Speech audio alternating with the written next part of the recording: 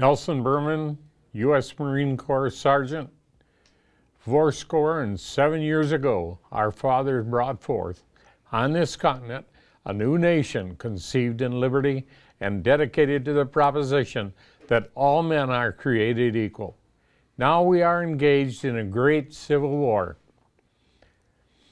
testing whether that nation or any nation so conceived and so dedicated can long endure.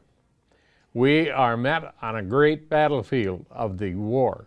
We have come to dedicate a portion of that field as a final resting place for those who here gave their lives that that nation might live.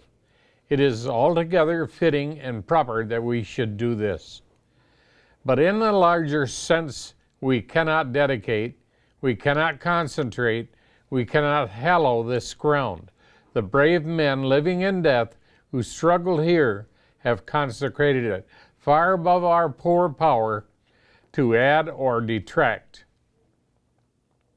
The world will little note nor long remember what we say here, but it can never forget what they did here.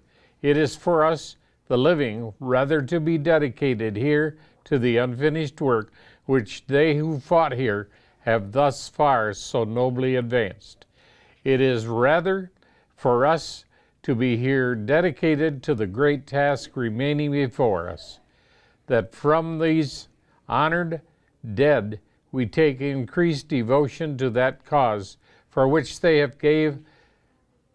here gave the last full measure of devotion, that we here highly resolve that these dead shall not have died in vain, that this nation under God shall have a new birth of freedom, and that government of the people, by the people, for the people, shall not perish from the earth.